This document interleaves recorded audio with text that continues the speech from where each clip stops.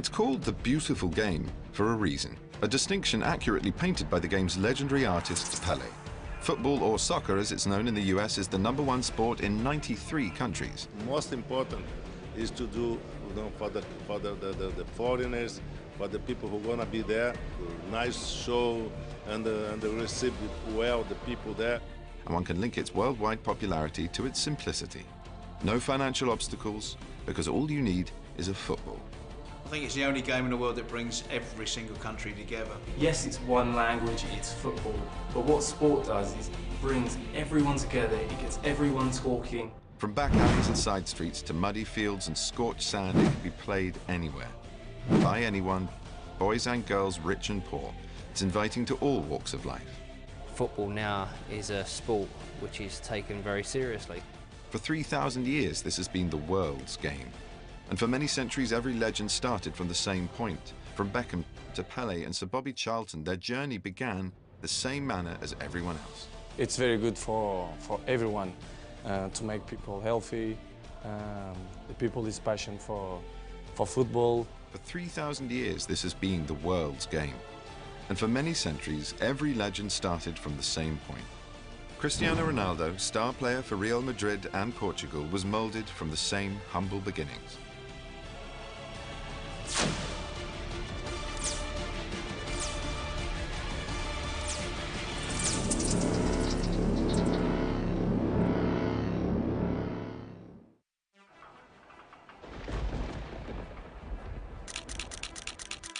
On the 5th of February 1985, a baby boy was born to Maria Dolores dos Santos Aveiro and José Diniz Aveiro. They were simple people, making their way through life as a cook and a gardener in Santo Antonio, Funchal. This small town is located on the island of Madeira, Portugal, overlooking the ocean. Santo Antonio means Saint Anthony, and on that day, a saint was indeed delivered into the world of football. Cristiano Ronaldo dos Santos Aveiro. Named after his father's favorite actor, US President Ronald Reagan, Ronaldo's early life hardly resembled a Hollywood movie. His rag-to-riches story begins with a childhood rooted in severe poverty. His Catholic family, like many others in the town, struggled to survive.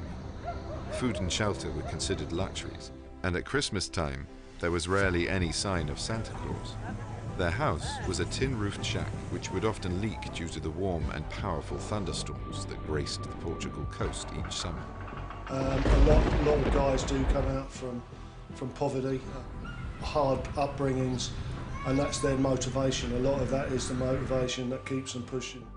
Cristiano was the youngest child, having an elder brother, Hugo, and two elder sisters, Elma and Liliana Katia.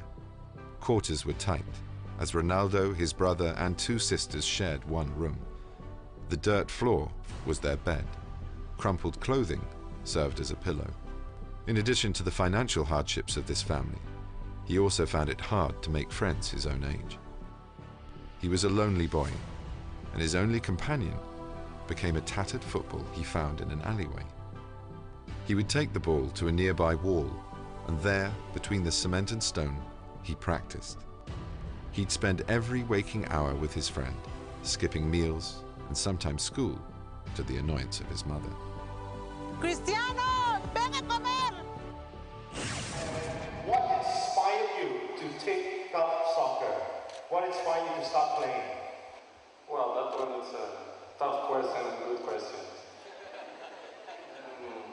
I don't know why I am a footballer, maybe because the sports that I since when I'm a kid, it's what make me more attention, maybe because of my brother, my father, my cousins, because they all play football. Já he feito uma presença ao vivo e estou feliz, com muita energia para fazer o melhor. Ronaldo's childhood mirrored that of another football great, Edison Arantes do Nascimento. You probably know him simply as Pelé. Before becoming a three-time champion at the World Cup and scoring over 1,300 goals, Pelé's career started with an old sock stuffed with rags. His father, a minor league footballer, taught Pelé, and with his unmatched dedication, he flourished. Pelé would become the youngest player ever to win the World Cup at just 17 years old, scoring 6 goals for Brazil. Love! And love! And for Ronaldo, much like Pelé, if it wasn't about football, it was a nuisance. Football was his life. He moulded his skills playing against everyone and anyone, young and old. Without application, your talent doesn't mean anything. You've got to have the two. Application without talent is difficult, but you can still maybe get by. Talent without no application, you've got no chance. At the age of 8, Ronaldo joined amateur local team Andorina. At that age, this young child was a far cry from the muscled athlete that commands the pitch today. And even though he was skinnier and less developed than his competition, Ronaldo's talents were recognised immediately. Ronaldo, he started off at a really young age. I mean, you know, like we all do when we're starting football. And that when you get to sort of an age of 10, 11, 12 years old, you'll then start finding that these clubs will be, and professional clubs will be looking at you to see whether they can actually move you forward. Ronaldo's skills were creating a great deal of buzz. Smaller football clubs in Spain, Portugal and England are always on the lookout for their next star, and the competition is tough. Having the ability to occasionally strike the ball into the goal is not enough to get you noticed. And the first thing we look for in any player is what natural ability he's got. You know, it's not what we can coach him, it's what has he got that he shows us, what does he bring to us. And then after that was, you know, does he got a love for the game? Does he love training? Does he love coaching? Has he got a passion for the game? And is he full of enthusiasm? But first and foremost is his own natural ability. However, this was not a problem for the young Ronaldo. At just 12 years of age, he moved 600 miles from his poor, small town to the city of Lisbon, where he had an offer from Sporting. He had the opportunity then to move to a sizable, very big club in Portugal, which then allowed him, with his family, to progress and push him forward. That's where you need the support to actually move forward with your career. Though he continued to turn heads, the transition was not easy for Cristiano. It's hard now to imagine this player ever had a problem with popularity. But way before the fancy cars, expensive clothes and supermodel girlfriends, Ronaldo was alone. Miles from home, in a strange city, school was a struggle and his only redemption came on the pitch. Constantly bullied by classmates for his Madrid accent and forced to be alone, he lost faith in his education and teachers. It reached a boiling point at 14 when Ronaldo threw a chair at an instructor. He was expelled. This was not an issue in his mother's eyes. As his biggest ally, Ronaldo's mother rallied around her youngest son.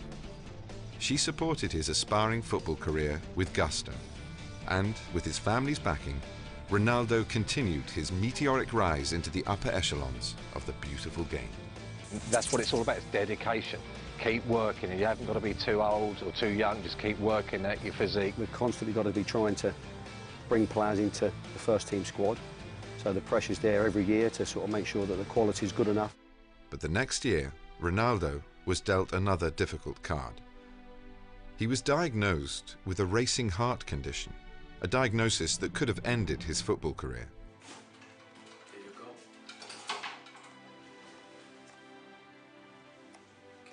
Though the young player thought the issue was merely a waste of time, Maria was devastated.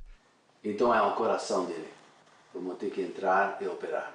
Oh no, es muy serio. Vamos ter que entrar e operar. Oh no, pero es algo serio. Vai ser melhor do que antes. Não se preocupe. Ok, está bien. Todo va a estar bien. Vamos hacerlo. Tá bom. Thankfully for us, his mother opted to let Ronaldo have the operation, and the rest, as they say, is history.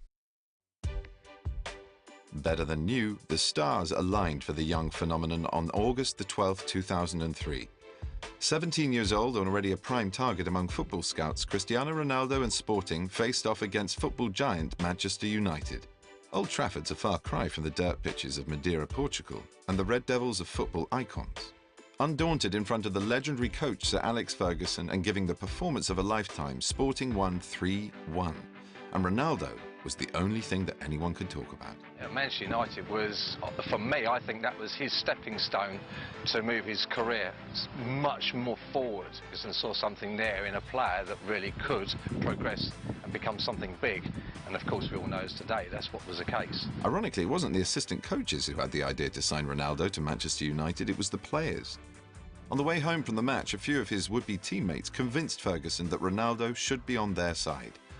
But other clubs had taken notice of the teenage phenomenon. Ronaldo's path to Manchester United was almost derailed by Arsenal's manager Arsene Wenger. In fact, Ronaldo was so close to signing with the Gunners, Wenger gave Ronaldo his own number 9 jersey. But Ferguson was able to snatch the Portuguese star. I remember he came as a 17-year-old lad and really developed himself here as a great footballer. So I think we're proud of that. Never one to mince his words, Ferguson was a visionary who led one of the world's best football clubs for over 2 decades. He brought home 38 trophies, including 13 Premier League titles. The training session, intensity, expectation, the level of concentration will always manifest itself on a Saturday. He's had an amazing career, one that many managers look at and want to achieve what he's achieved. I owe him a lot as a manager for the way he brought me into Manchester United, and then he groomed me into a player that went on to win 19 trophies. Upon his arrival, it was requested that Ronaldo wear a special jersey,